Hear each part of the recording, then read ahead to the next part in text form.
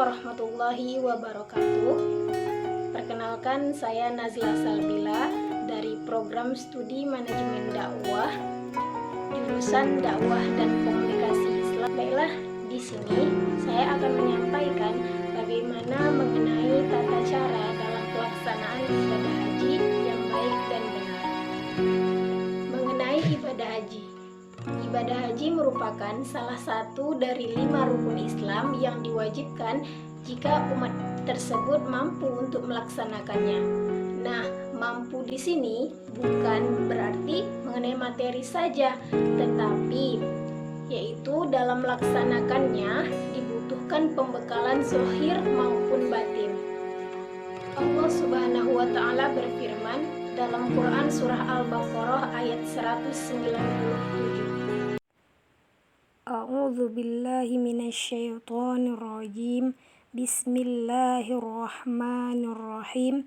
Al-hajju ashhurum ma'lumat. Faman farada fihinnal hajja fala rafasa wala fusuqa wala jidala fil hajj.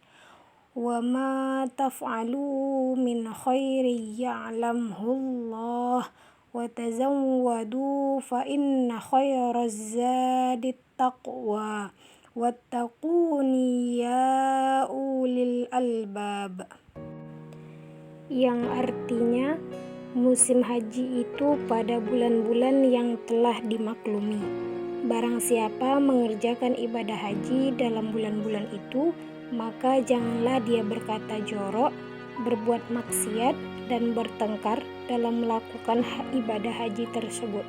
Segala yang baik yang kamu kerjakan, Allah mengetahuinya. Bawalah bekal, karena sesungguhnya sebaik-baik bekal adalah takwa. Dan bertakwalah kepadaku, wahai orang-orang yang mempunyai akal.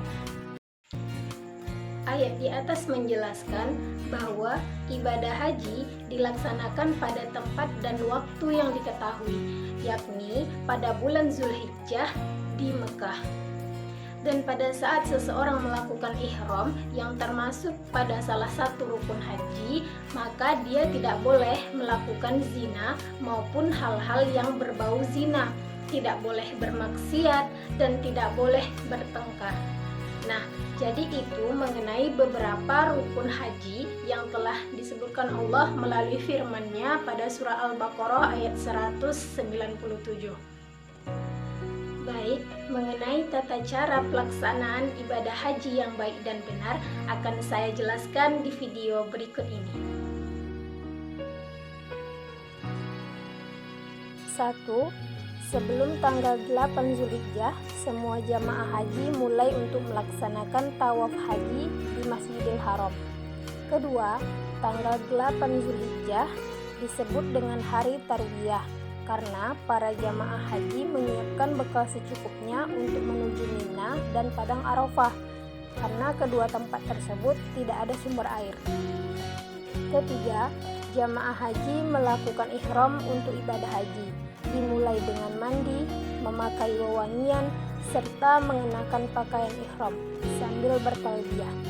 Keempat, berangkat menuju Mina, dan setelah di Mina, mereka mendirikan sholat zuhur, asar, maghrib, dan isya, serta sholat subuh. Setiap sholat dikerjakan pada waktunya.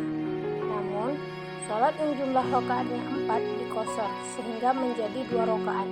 Para jamaah tetap berada di Mina sampai matahari terbit pada tanggal 9 Zulhijjah. Kelima, tanggal 9 Zulhijjah, pagi harinya semua jamaah haji menuju ke Padang Arafah untuk melakukan wukuf. Kemudian, semua jamaah haji melaksanakan ibadah wukuf, yaitu berdiam diri dan berdoa di Padang Arafah hingga maghrib tiba. Disunahkan bagi para jamaah untuk singgah di Naimarah dan jika memungkinkan berdiam di sana hingga matahari tergelincir. Keenam, waktu wukuf di Arafah mulai dari terbit fajar tanggal 9 Zulhijjah hingga terbit fajar pada tanggal 10 Zulhijjah. Barang siapa yang melakukan wukuf pada waktu tersebut, walaupun sebentar, maka ia dianggap telah mengerjakan wukuf dan hajinya sah. Namun barang siapa yang tidak mengerjakan wukuf pada waktu tersebut, maka hajinya tidak sah. Sebagaimana yang diriwayatkan dari Ibnu Abbas, hadis marfu, barang siapa yang mengerjakan wukuf sebelum matahari terbit atau pada tanggal 10 Zulhijjah, maka ia telah mengerjakan haji. Disahihkan oleh Al-Albani dalam Sahihul Jami'. Kemudian yang ketujuh, tanggal 9 Zulhijjah malam, semua jamaah haji menuju ke Musdalifah untuk mabit atau bermalam di Musdalifah dan mengambil batu untuk melontar jumroh secukupnya.